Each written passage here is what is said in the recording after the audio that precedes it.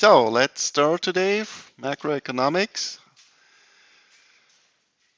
The last appointments we have talked about the main goals of economic policy, the magic square, and some further income distribution, general environmental sustainability,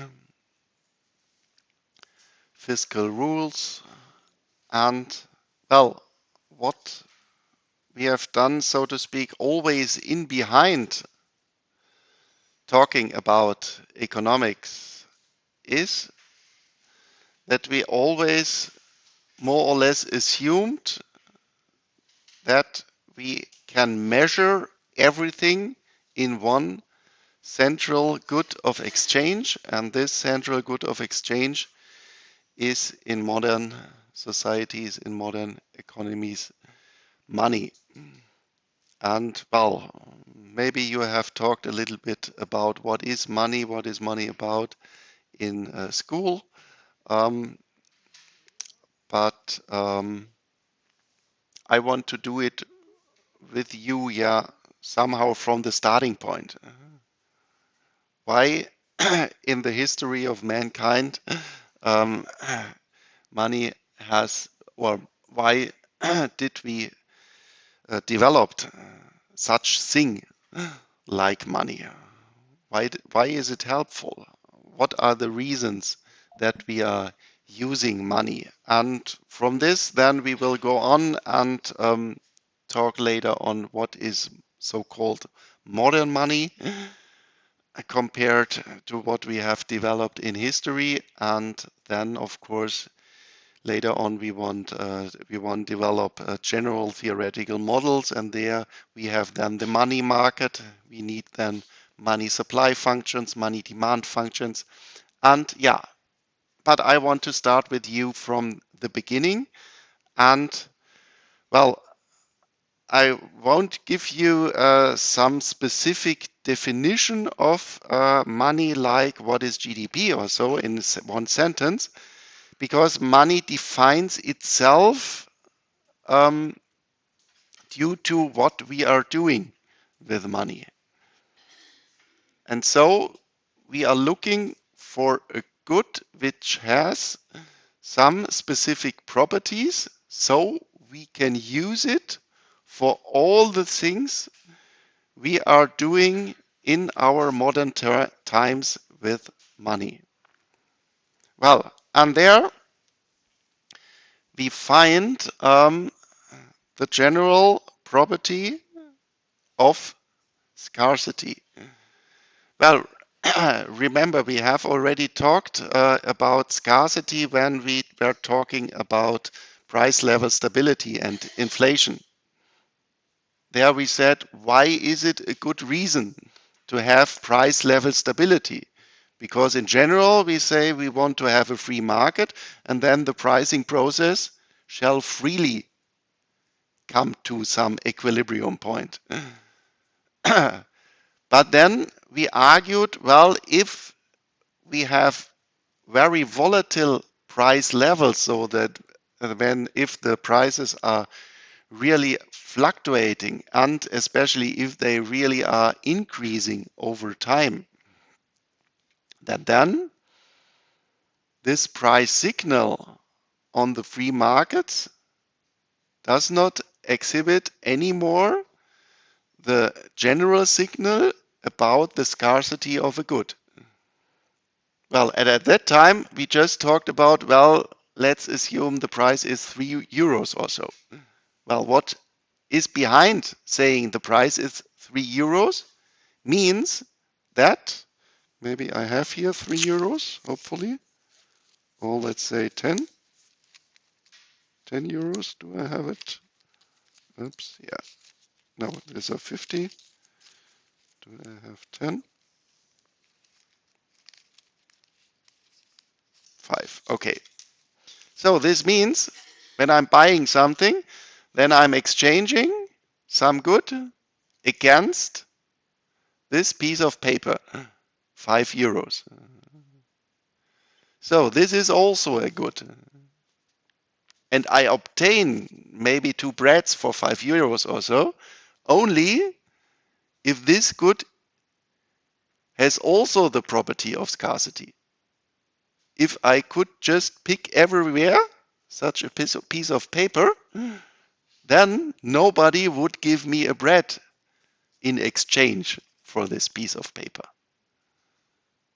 So maybe the most fundamental property which good which we want to use as money has to fulfill is scarcity, because otherwise we cannot exchange something against this good. Well, and then we are using money almost everywhere in our economy. And this means, in general, let's say this table has a price of 100 euros and the chair of 25. What does it mean?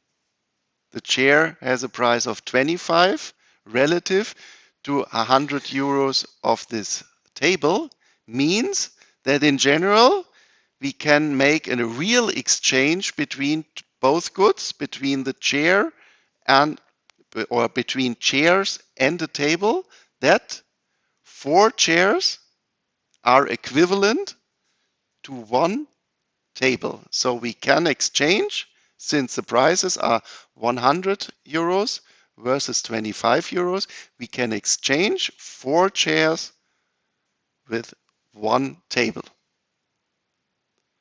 So this means, since we are exchanging everything with money, this good of money has to fulfill the property that we can represent all ratios, all real ratios of exchange of real goods and services.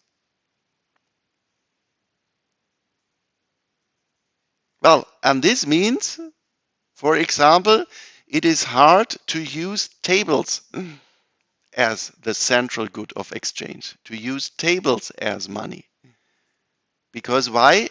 It is hard to divide this table. And we have also to represent a ratio of 3/17. If we have some other goods where the price is 51 euros and 17 then 3 euros. So our good has to be highly divisible. Well, and then I go to the supermarket buying milk or something with euros. You can do it. There are sitting persons obtaining the currency, my 5 euros, or let's go to the United States, exchanging via US dollars. So everybody who accepts this good called money has to have an idea, due to his own preferences, that I value this good money. So and that we are really accept all these prices means that we have to have an almost equivalent value. What do I understand? What is the value of 5 euros? Your understanding and my understanding, what can I obtain for this? What is my preference for money has to be more or less the same. And this is then the property of equality, that everybody has to have more or less the same understanding what is the value of money. If this would be very different, then the price of 5 euros means something else for me than it means for you. And then we cannot exchange anymore. Well, what we want also to do with money. Think here again for about the concept of the circular flow, where we said there is income coming to the household sector, and then the household sector decides directly to consume, to buy goods and services, and to go to the financial institutions to save money. Why are we saving money? Because we have an idea that we want to spend something in the future. We want to buy something in the future. Well, and this we can do with our money. So having an income of €1,000, we can directly spend 800 and save 200. And tomorrow, in 1 year or 2 years, we can use these €200 to spend these in the future. Well, this is only possible if these €200 then there in the future. So if you think of a good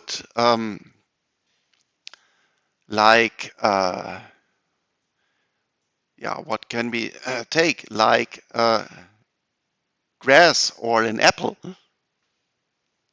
An apple, maybe you can store it for let's say if it's cold in the cellar for 2 or 3 months, but then over time it is broken. The apple cannot be used in half a year.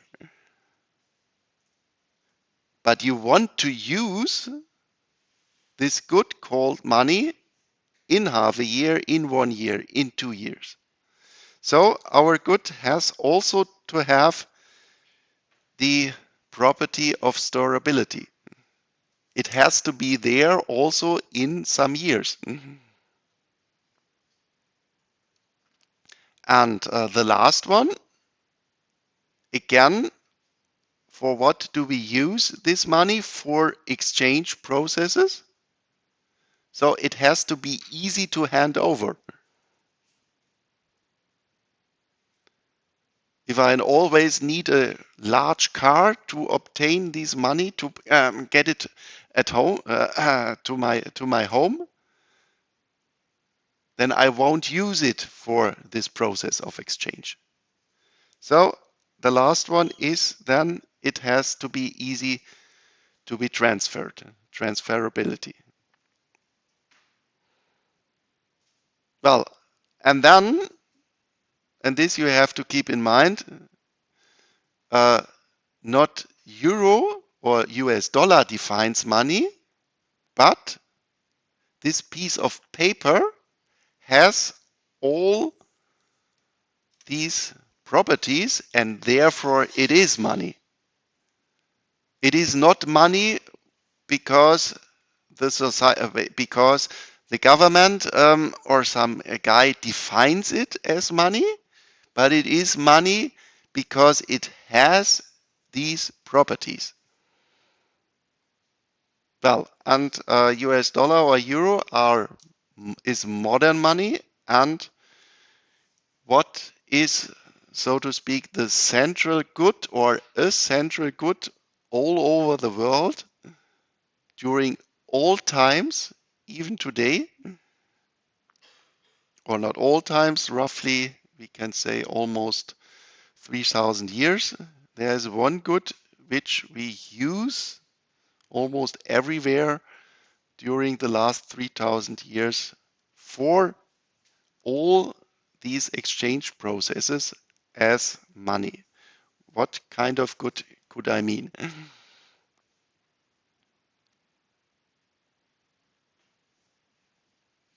What is a general good which we use always, almost always in the world as money, as a property of exchange, and which was also used as money during the last 3,000 years? Yeah.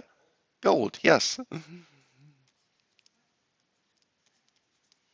Gold has all these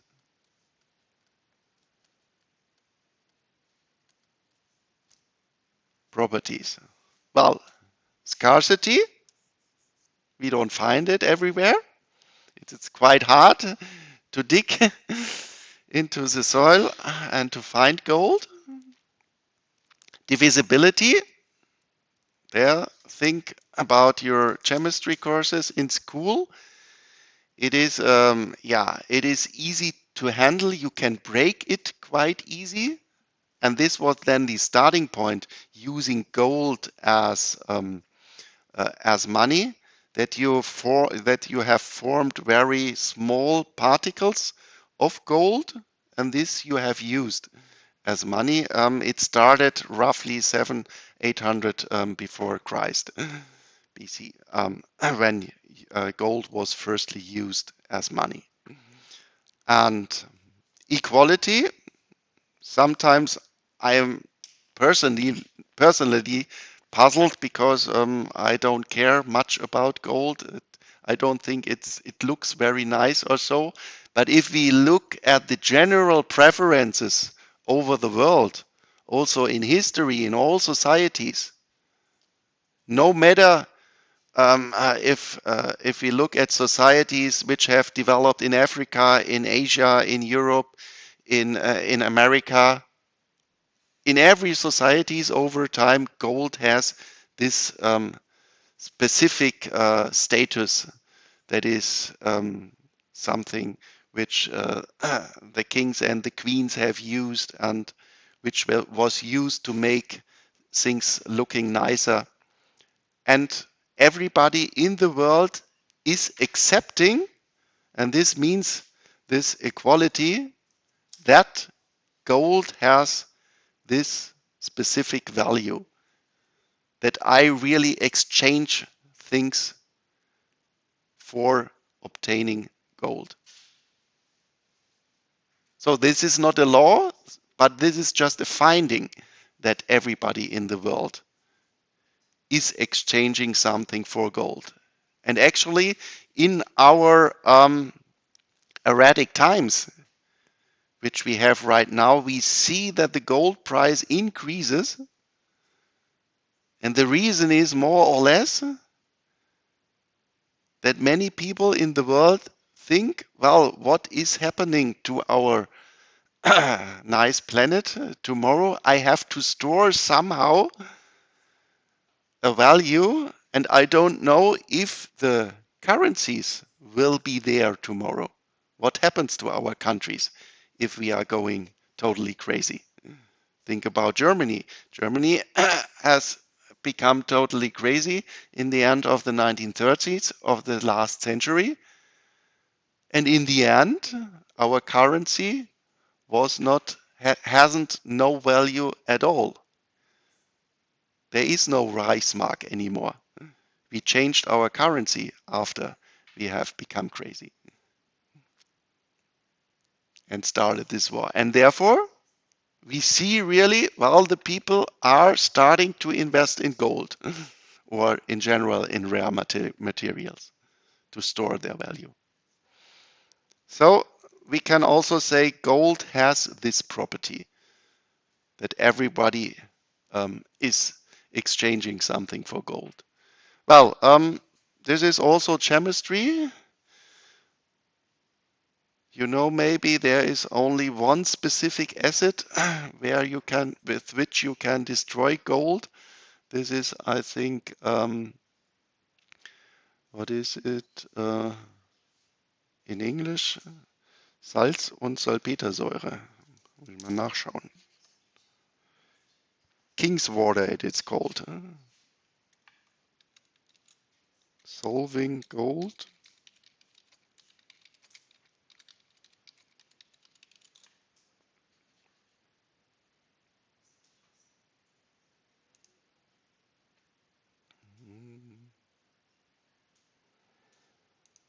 There it is. And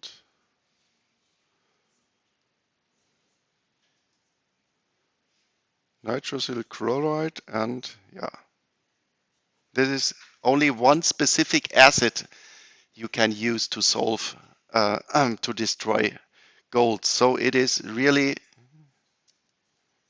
very good storable. Well, and then, yeah, pardon? Vodka?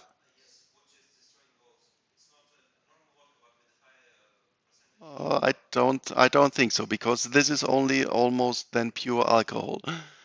It is, to my knowledge, it is only this mixture of these two very strong acids which you take.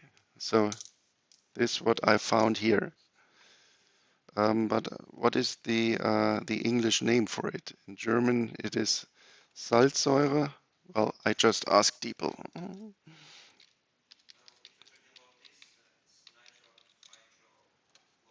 Let's see. Yeah, this is then the chemist. But what is the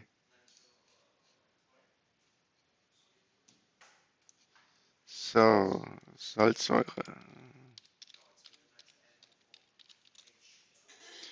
Okay, so we have to use hydrochloride acid and Salpetersäure, nitric acid. So this, I think you have to mix it 2 to 1, and this is then called King's water. And with this you can destroy gold. Well, and the last one is again that we can use these small particles and then we can put them in our pocket. So it is also then easy to transfer. Well, and therefore we have gold in history as this central good of exchange. Well, and then over time, we found when the societies were starting to develop that we need more money because we really started to exchange. So let's also say this was starting point roughly 800 before Christ in Greece. And how is he called? König Croesus. Oops. Croesus. I don't know if you heard about him. In ancient time, there is this guy called King. Oops.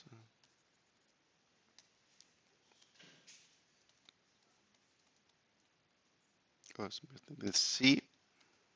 Up.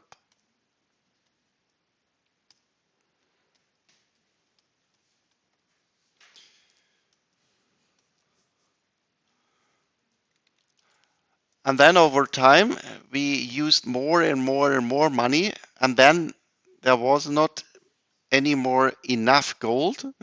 So we started also with this, with silver, silver, and then even this was not enough.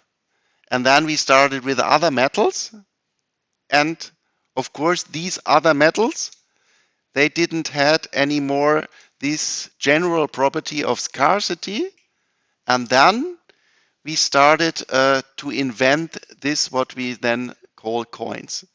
So that there was the picture of Caesar, afterwards the picture of the kings, and so on. And then with this picture, these metal particles, then also metal pieces, were then also scarce.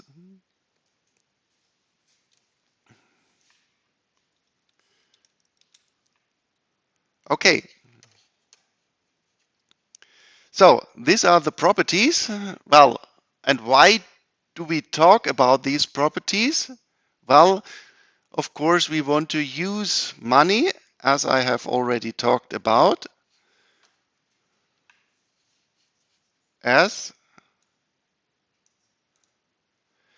oops, this slide here it is, that we want to use money for specific things and of course in general, and this is the main function, that we want to use it as a medium of exchange. Then why storability? Well, we want to store our values. We have also talked about this when we have talked about inflation, where we said that the inflation, so to speak, measures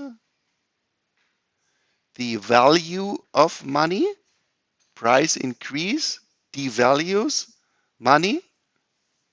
So we want to store our values with money. Well, and in a very general form, we use it as our main unit of account. Think, for example, again, our price mechanism. In microeconomics, you had your concept of utility maximization. There you had your utility function and you want to maximize it with a respect of your budget restriction. So there you had M equals P1 X1 plus P2 X2. Yeah? So this was maybe 1,000 euros and prices 2 and 3 euros. And from this, you calculated your budget line. And your budget line, represented in X2, X1 space, looked like this. And what have you written at the cutting points of the axis? What do I find here? And what can I write at this point? What? The price? No. The axis, there we count the units of X1, X2. Bananas and butter. I don't know what you have talked about in microeconomics. But what can, or hamburger and, okay. And, but what can I write at these cutting points of the X2 and X1X?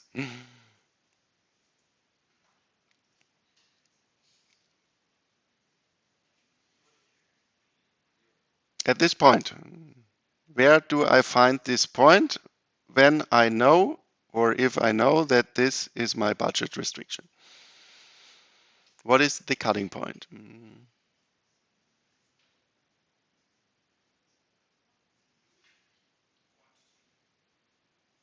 Well, this has to be a quantity, yes, of course, because the units is the quantity of X2, but which specific quantity? Yeah,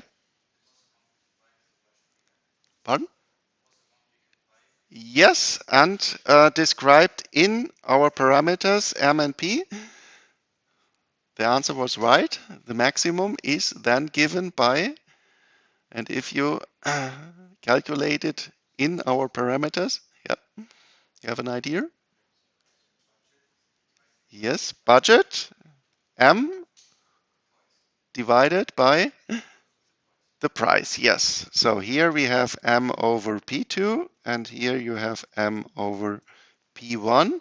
And I think you have called this also the real income measured in units of X2 or here measured in units of X1. Because what you have done here is you ask yourself, I have 1,000 euros, price is 2 euros, so my 1,000 euros represent 500 euros of this good, where the price is 2 euro. Yeah? And this is this process of exchange.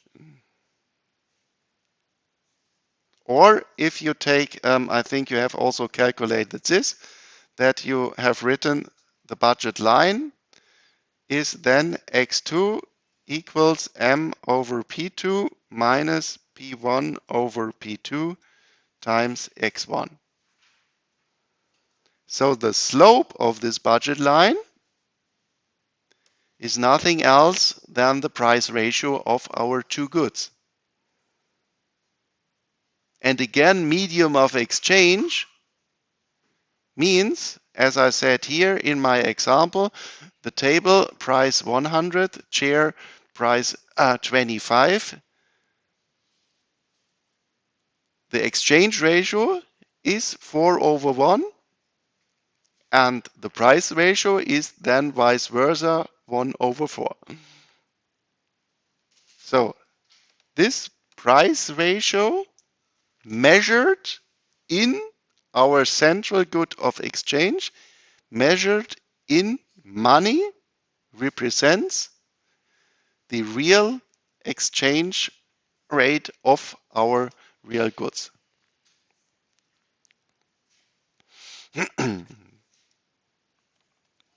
So price ratio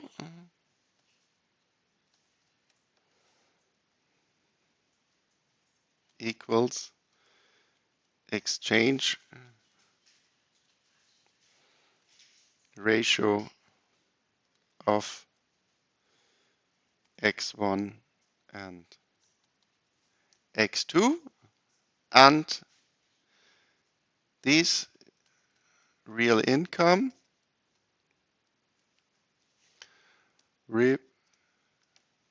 represents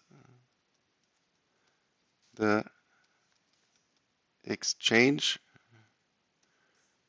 ratio of the budget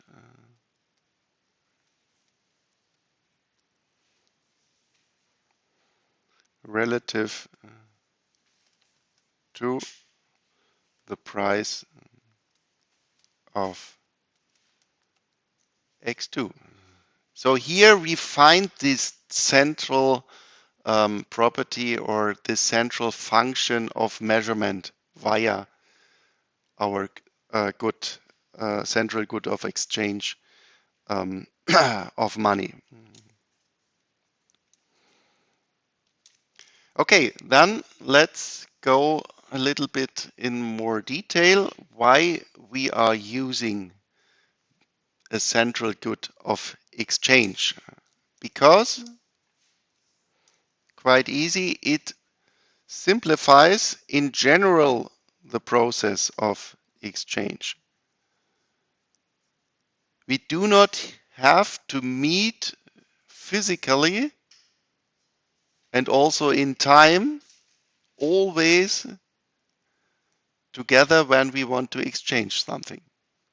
Let's think about the following examples. We have three individuals.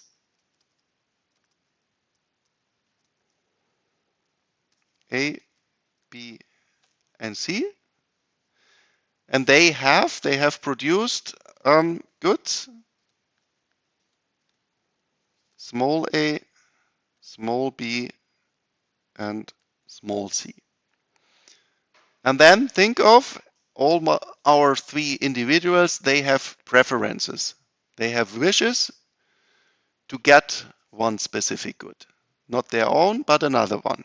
So they have a preference for B wants to have A, C wants to have B, and A wants to have C.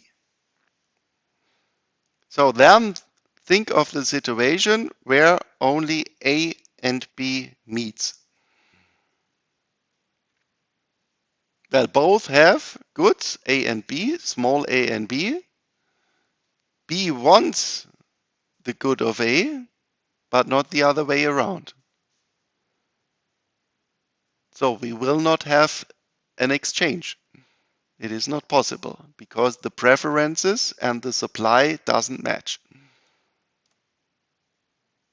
But then we can think all the three people meet at one time at one specific place.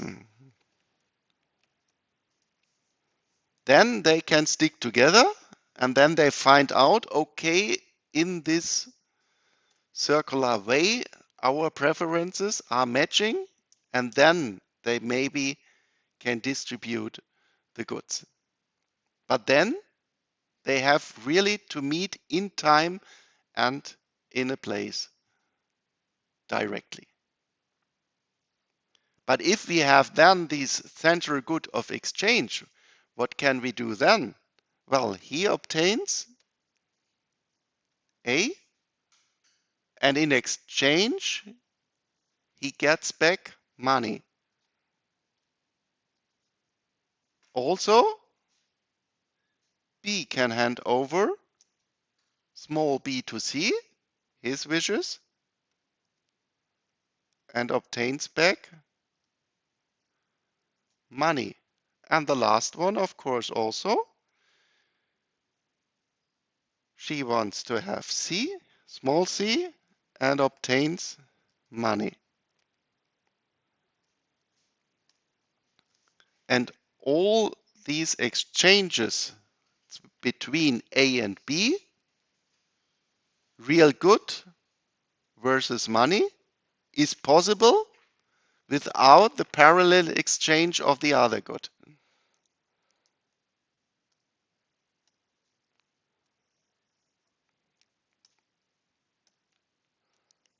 So in the end, all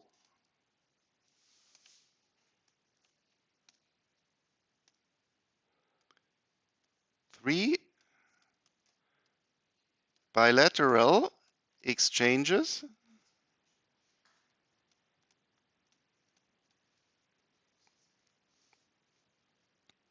A, B, B obtains small a obtains money, BC,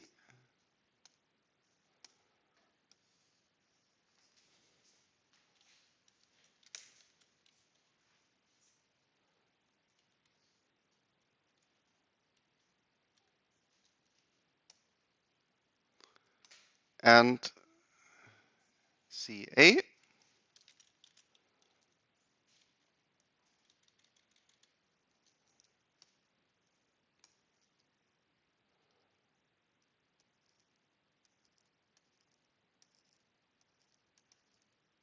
BC, and now I have to be careful.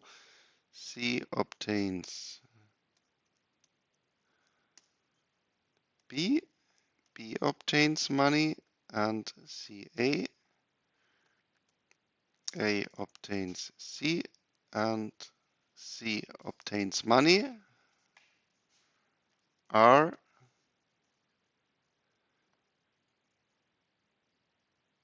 singularly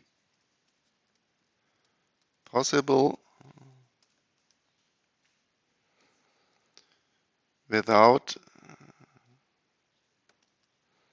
the other exchange processes. So if we have this central good of exchange, then we are reducing enormously our transaction costs.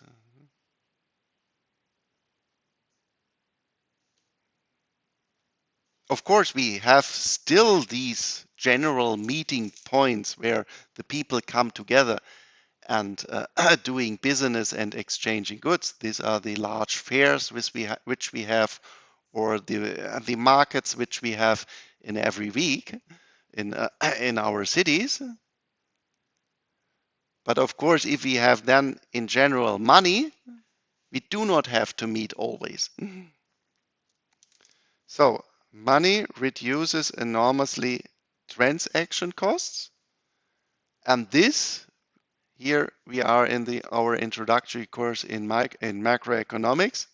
Then we think in aggregate variables. So this also means this is yeah something which then offers the possibility that we can really divide all our production processes. Think also about the thing that we start to work and we obtain in exchange money every month, 2,000 euros or something like this. If we have only a real exchange world, then because I'm hungry, then I start working and I obtain a sheep or something like this. This is much more complicated compared to the situation where the manager just hands over me some money for my work. So money also simplifies the division of labor, and so in general, with money, we can start our modern production processes.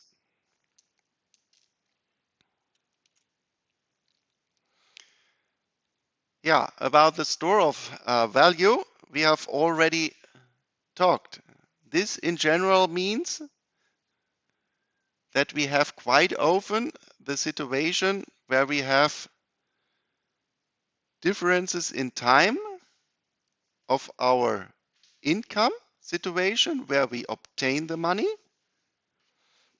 So I'm working 1 month, obtaining 4,000 euros or something like this. Then I spend maybe directly 3,000 euros and the other 1,000 euro I want to store. And in order to store, I need some good with which I can store this. Compare this again with these consumption saving decision in the circular flow.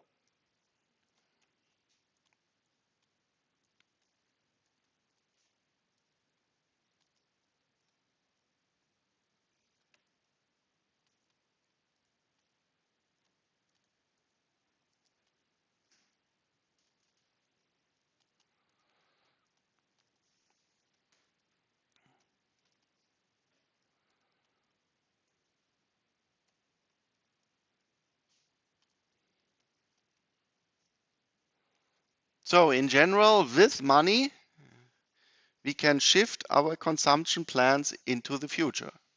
Because while I'm saving money, maybe I want to make a long journey in the future. And for this, I need a larger amount of money. Well, of course, in order to store values, I can use also other goods. In general, in finance, I can say, well, then let's invest into stocks or bonds or investing into the housing market, buying a flat or something like this. This I can also do, but in general, think of the volatility of the stock market. Then in 2 years, I want to buy a bike for 1,000 euros or something like this. If then the stock market has gone down, maybe my value is not there anymore. And for this, in comparison with money, I can in general say, well, 1,000 euros today are still 1,000 euros tomorrow. So the degree of liquidity of money is much higher than these other possibilities with which I can store values. Because again, also, in order to then buy consumption goods, again, I have to exchange these other goods again into money. So money has also this general function of storing values.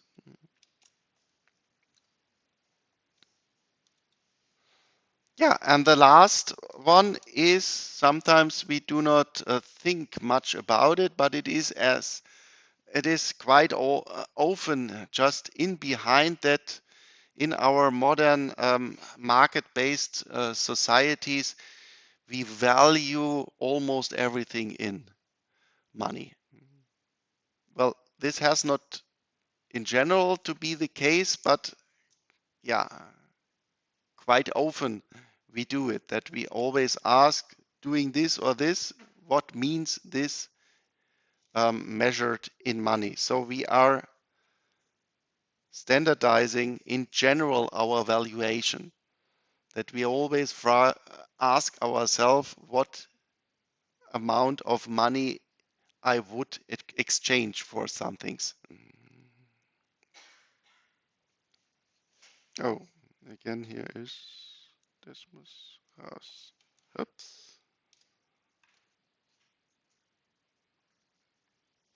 And again, think of this price ratio in our budget line in microeconomics with money in general using as a unit of account. We can express all these relative exchange ratios of two real goods or services. And in the end, again, this example from macroeconomics, money is in general our basis of our national account system. Think again of our nominal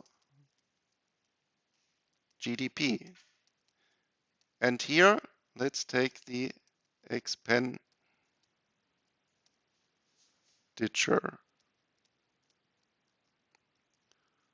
approach. There we had then our different parts in the expenditure approach. Do you remember them? We divided then overall GDP in 1, 2, 3, 4, 5 different parts. You can also look it up if you go back into your slides.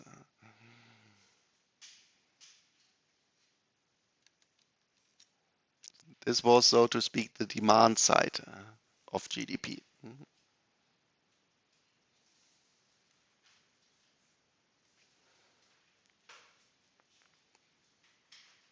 Production approach, expenditure approach, income approach.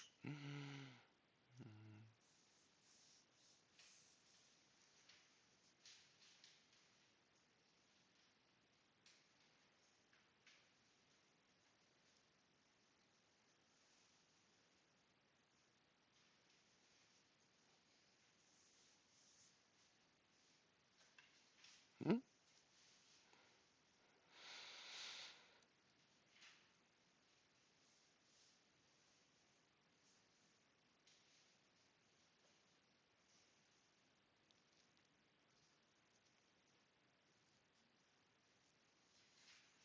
I think I started with this yesterday, or? Hmm?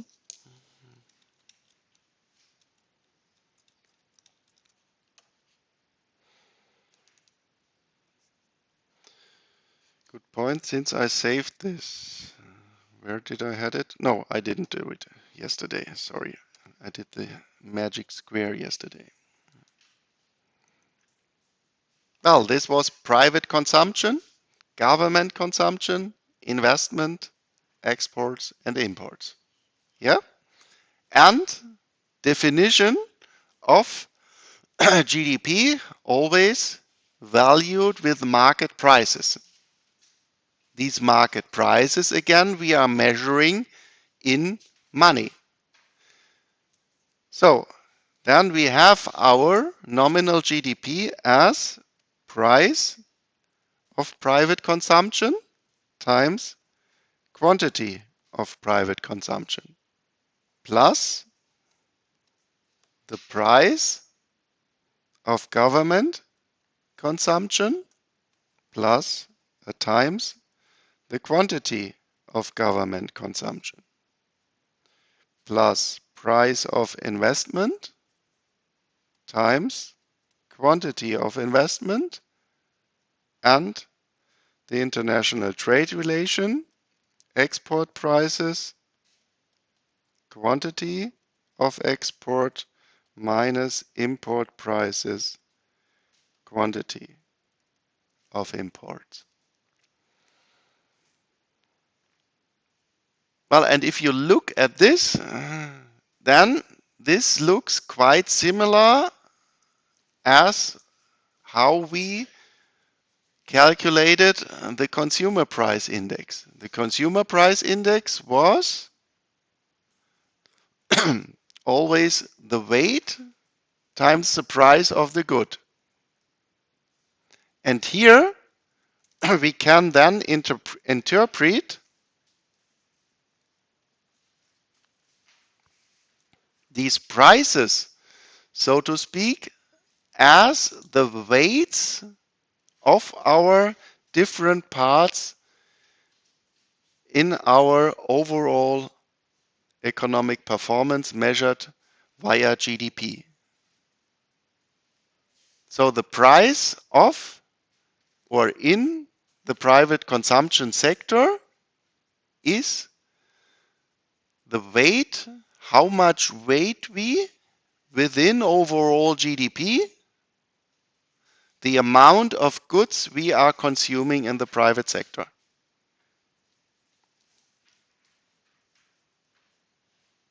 The prices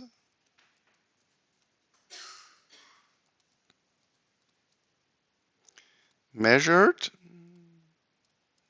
in money or in our country in euro can be interpreted as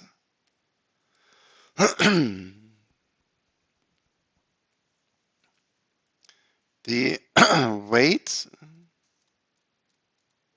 of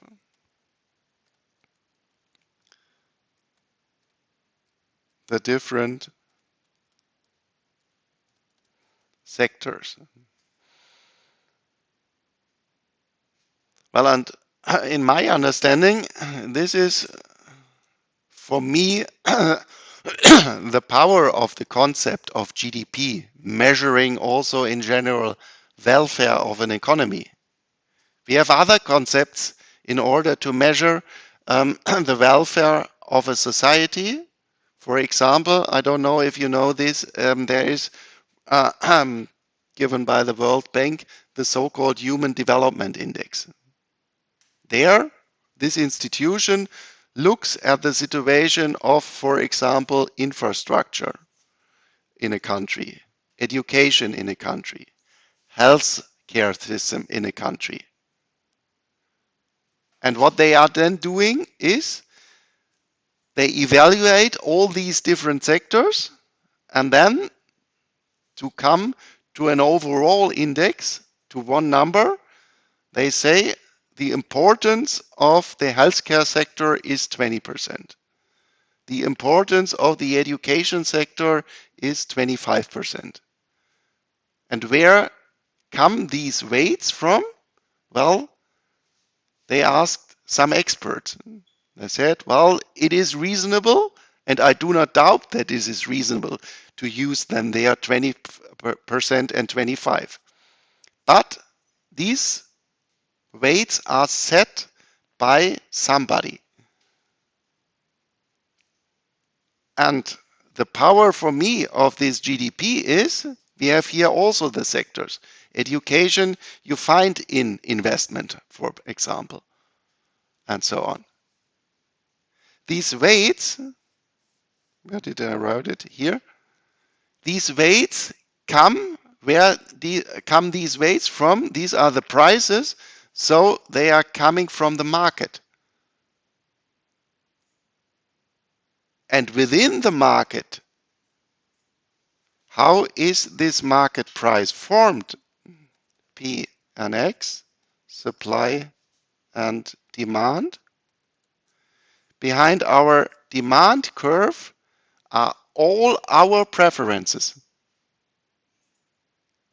The overall demand curve is an aggregation of all our own preferences. So our private information we find within the price. Aggregate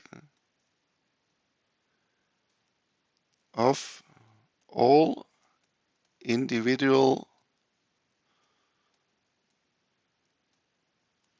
preferences.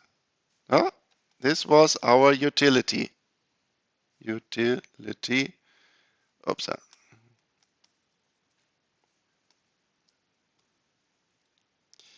Utility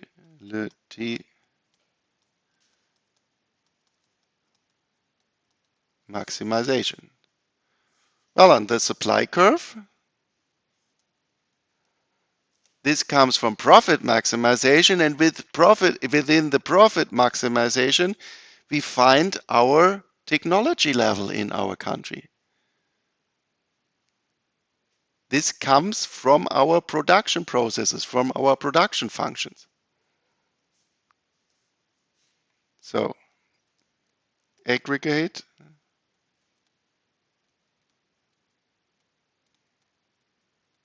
technology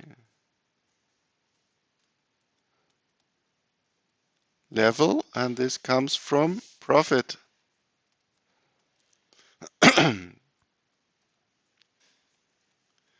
maximization.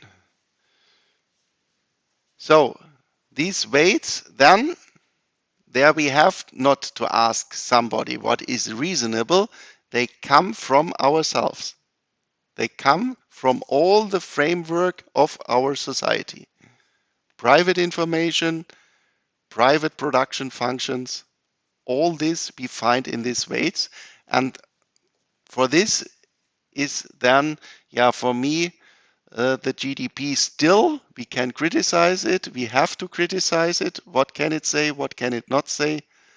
But in general, there we have all these private information which we find within this number compared to other numbers where we have to rely on the valuation of other people, which say, well, this sector has a value of 30% or something like this.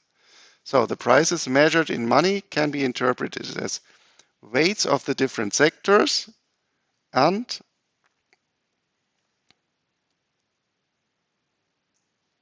these weights come then from the market prices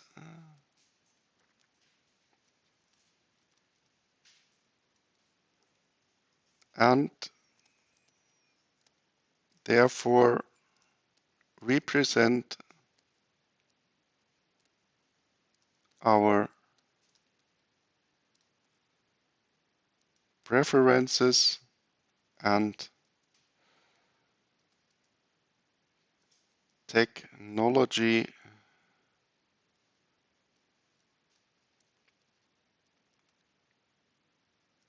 within our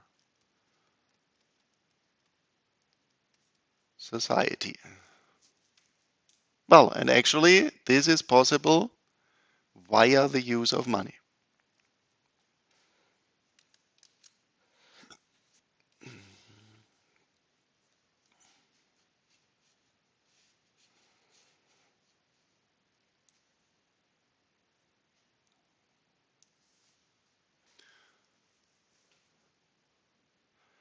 So now we have the properties of money, we have the function of money, and then, as I said, in the end, afterwards we want then to come to money demand and money supply. So let's talk now about the motives of holding money. How much money we want to hold? Well, and these come, of course, out of the properties. There we see directly the dependence between the functions of money and the motives of holding money. And the first one, very surprisingly, is of course the transaction motive, since one of the main functions is to use money as a medium of exchange. Since we want to use it as a medium of exchange, we always have to be liquid in this good. So there is then a need for liquidity, that we always have money, maybe in our pocket or at our banking account in nowadays, since we always want to exchange some real goods with money, so we have a local difference between our income and our expenditure. Then another motive is the precautionary demand. This is in relation of this property of the with this function of storability, or to store values, because also we have plans to buy something in the future, but unfortunately the future is uncertain. We don't know what we definitely want to buy in the future. There can happen anything in the future. And therefore, we have this precautionary motive, that not for an explicit plan to buy something, but because of the reason that we don't know what will be in the future, we also have some money in our pocket. Think, for example, you are going to holidays. Then maybe you store a little bit more in your pocket because you don't know what happened in your holidays.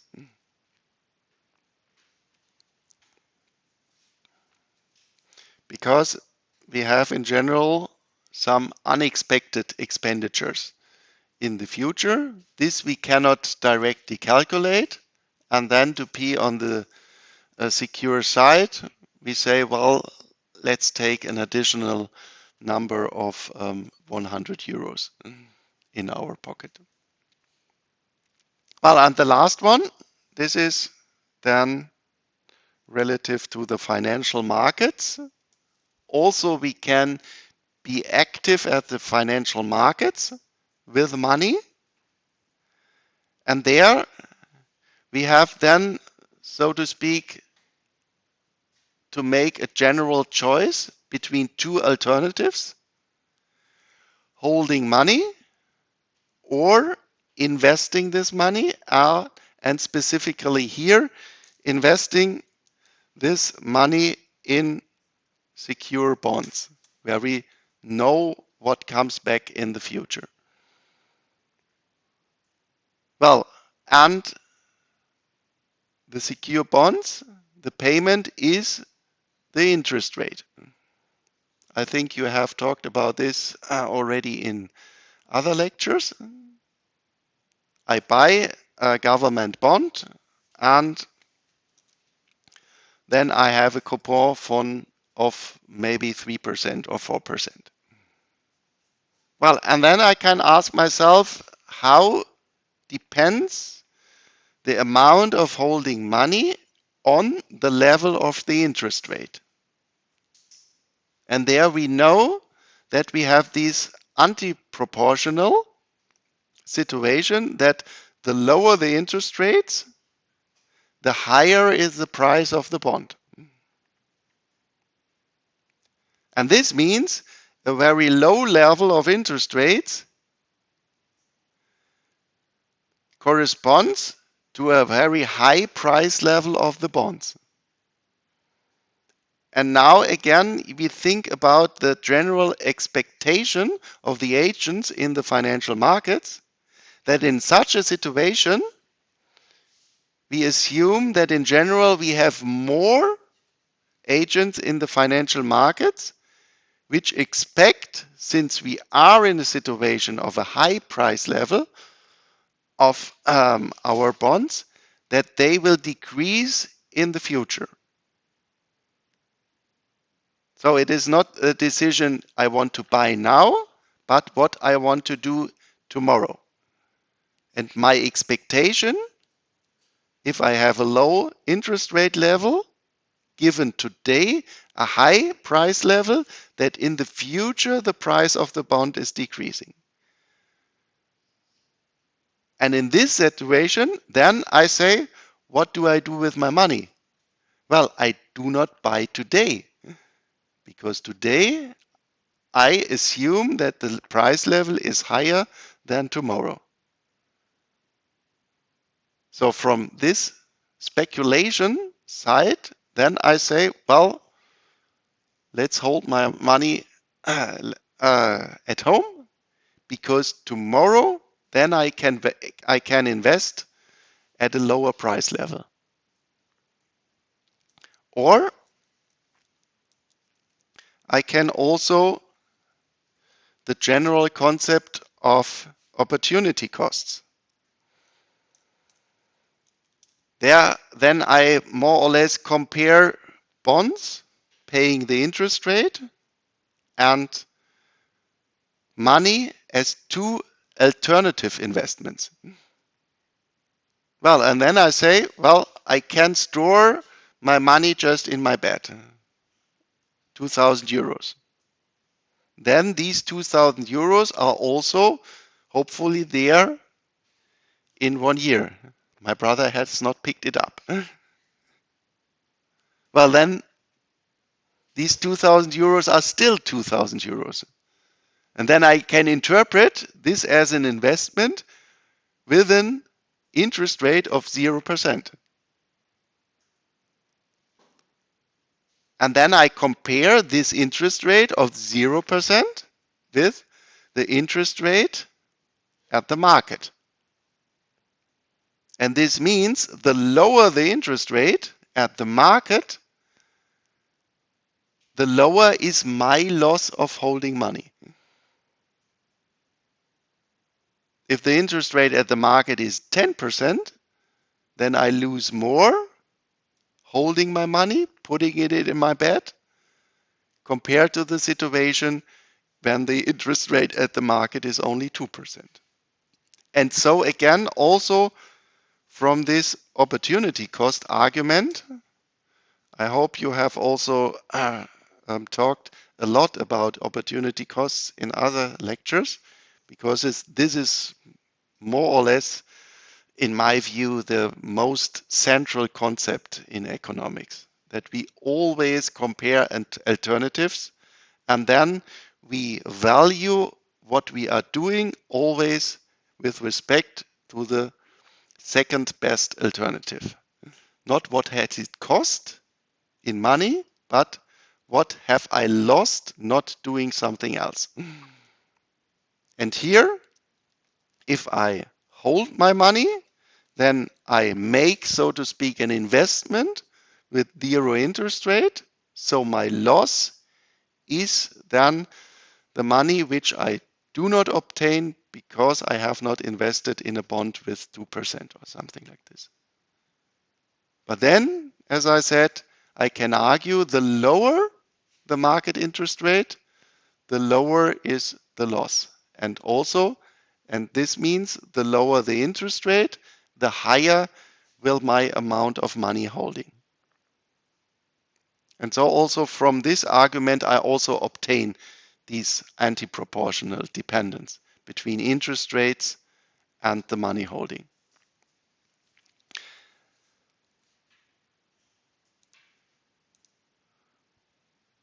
Okay, then summing up this, we can then derive from this the so-called money demand function. Because in general, we can assume, or we assume in general, that the volume of transactions is proportional or is positively depending on income. This you have done also in your micro course when you have talked about normal and inferior goods. In general, you defined a normal good as a good where the demand increases with increasing money, when your budget is increasing. Well, there are also other goods called inferior, where you have the opposite dependence.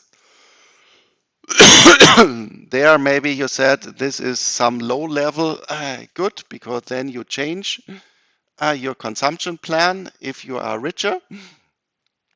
Um, but the most goods we are finding, and therefore they are called normal, are in general normal goods. And therefore we make this assumption: the richer we are, the more normal goods we want to have. Well, in order to get these goods, we need money. And this means our money holding increases with an increase of income. The same argument is made for the precautionary demand, because we can argue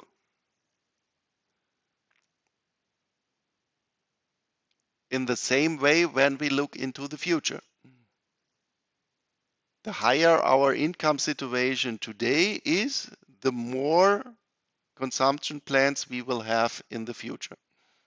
And so, in general, we will also hold for this more money. So also from these first two arguments, we obtain a positive dependence on income. And then, due to our speculative motive, I talked a lot about of it, or there's a T missing,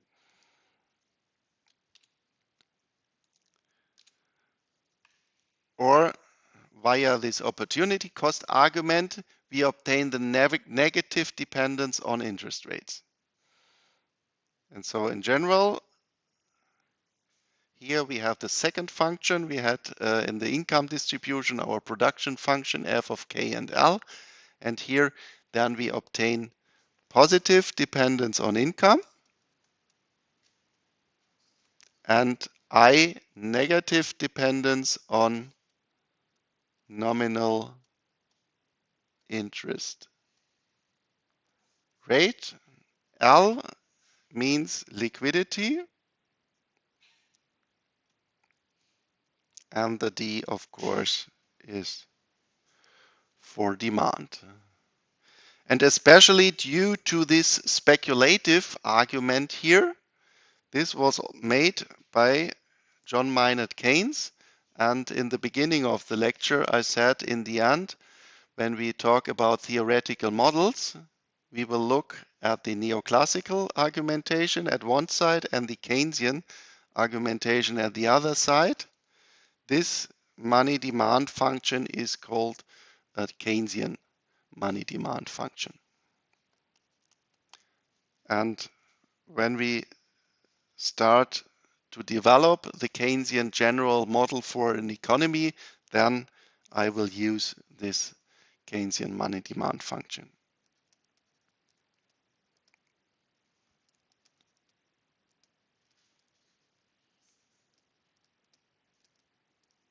And we will also derive a neoclassical money demand function. Okay, and the last aspect for today, since I already have written down here nominal interest rates. If we have nominal interest rates, well, this is just what you find when you go to your private bank and you ask how much for a yearly investment, how high is the interest rate I obtain from you, and then maybe they say for this investment you obtain 3.5%. This is what is then written in the contract. But in behind, think of the process about which we have already talking about price level stability. During the time, giving away my money for 1 year means that the prices are changing. And therefore, we have not only nominal interest rates, but also real interest rates. And there we have a general dependence between interest rates and inflation, of course. And this dependence is called the Fisher relation, and this name is due to Irving Fisher, and this is a famous economist in the beginning of the 20th century, and he has done much research about price developments, interest rates, government debt, and so on. Well, I want to motivate this relation, not only theoretical as I have written it down here, but also with a slide example, with a little example. So let's think of an investment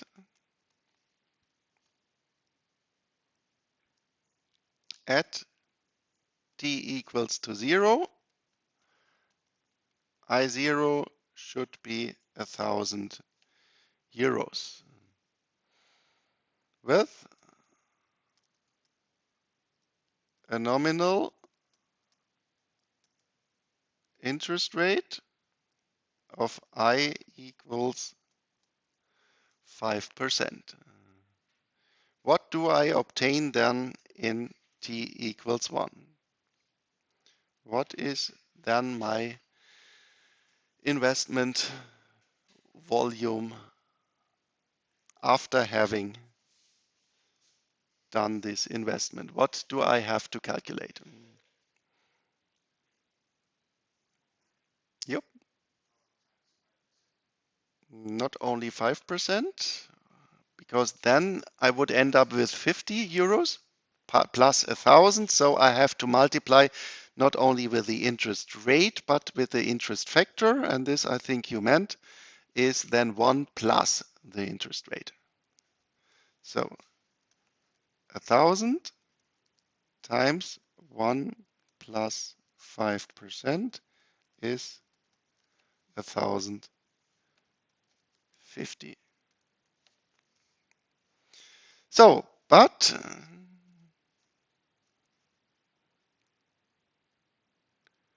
from t equals 0 to t equal 1, we have an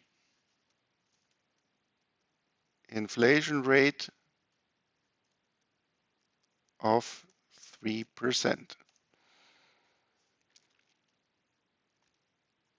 And then in order to compare our money in the future, the 1,050 euros, with the amount of money today, 1,000 euros, we have to ask the question, what is the real value of 1,050 euros in the future compared to today? So, what is the real value of 1,050 euros tomorrow? So in t equals 1 compared to today. So what would be the value of 1,050 euros in t equals 0? What do I have then to do? And there I hope that I can rely on your lecture, especially the lecture of investment and finance, I think it is called. Because there, I think you have talked about something like an investment project. And there you said, well, I have the investment opportunity, let's say, investing 100,000 euros. And maybe you have made then the example. In the first period, after 1 year, I obtained 50,000 euros, and in the second year, I obtained 60,000 euros. And an additional information you have got, I think, let's say the market interest rate is 4% at the financial markets. So again, then you have two alternatives: investing in this project, obtaining in the first year 50 and the second year 60, or investing these 100,000 euros today in the investment opportunity, obtaining 4%. And then you have to compare these two alternatives. And this does not mean that you can only look at your investment project and you can not only say, well, 100,000 euros compared to 50 plus 60 is 110, so it's larger, so it's a good investment. What have you done then in order to decide, is it really a good investment relative to the investment in the interest rate of 4%? What have you done then? And the same we have to do here. Discounting, yes, great. No? Then you have taken the interest rate, and then you said also the same question which I posed here. You said, well, of course, next year I get out 50,000 euros, but what is the value of 50,000 euros tomorrow compared to the situation that I could have invested something with an interest rate of 4% today? And what you have done then mathematically was you took 50,000 euros divided by the interest rate factor divided by 1 plus 4%. So 50,000 euros divided by 1.04. And in the second year, you said then, well, of course, I could have invested today some amount 2 times in a row by 4%. How much would I have to invest today in order to get after 2 years 60,000 euros? And this amount is equal to 60,000 euros divided by 1 plus 4% to the power of 2. And this is this discounting process. And the same we do now, but now not using the interest rate as the discounting factor, but the inflation rate.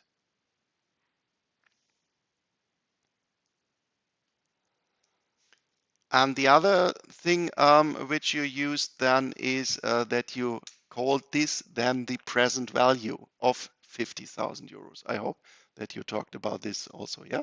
Present value or net present value, and this you have heard already. So to speak, we calculate now the present value using the inflation rate of 1,050 euros in our example. So this would be then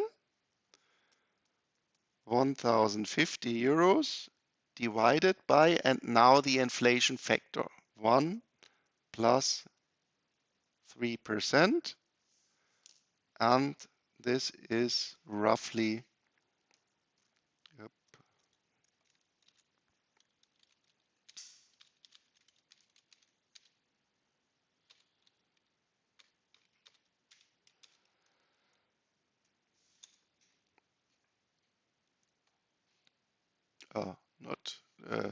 3 we have, sorry, an inflation rate of 3%.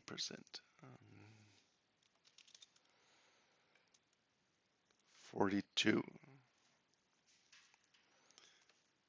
1,019 and 42 cents. So in real terms, then we have additionally only almost 20 euros because of this price process. And so we obtain in general, then we can write 1050 euros over 1 plus 3%. And now I write an equal sign, would be our 1000 euro investment times 1 plus R, and R I call now the real interest rate. 1 minute is left.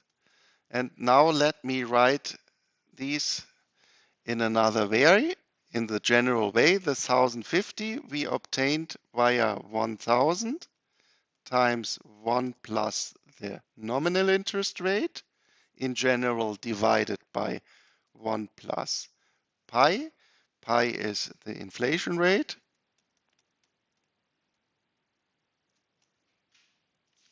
And this is equal to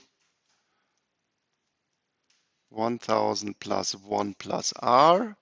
Surprise, surprise.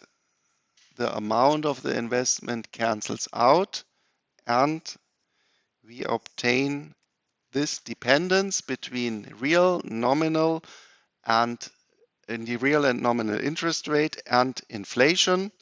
And this is called the Fisher equation. And in other textbooks, maybe you quite often see then this dependence that you just say it's the difference. Well, heuristically, we see this from here. This we can also write as 1 plus pi times 1 plus r equals 1 plus I. Then let's multiply this. Plus r plus pi r equals 1 plus I. And if inflation and interest rates are small numbers, and generally, it's the same when we have talked, can I use for the average process of growth rates the arithmetic mean? Mathematically, to be mathematically exact, I have to use the geometric mean. When are they approximately the same? If I have low growth rates, interest rate and inflation rate are nothing else than growth rates.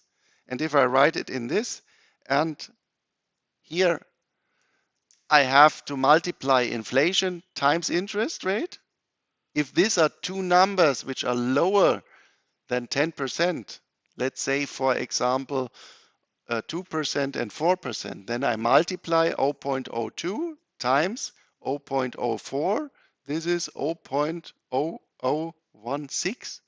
So this number is much less than the other numbers, and therefore approximately then I can just leave this term out, and then also this I cancels, and I obtain I minus pi equals, or approximately equals R. And this is then also quite often used, but you have to be careful. Even in Germany 2 years ago, we had inflation rates higher than 10%. Okay, that's it. And next week, then we start to talk about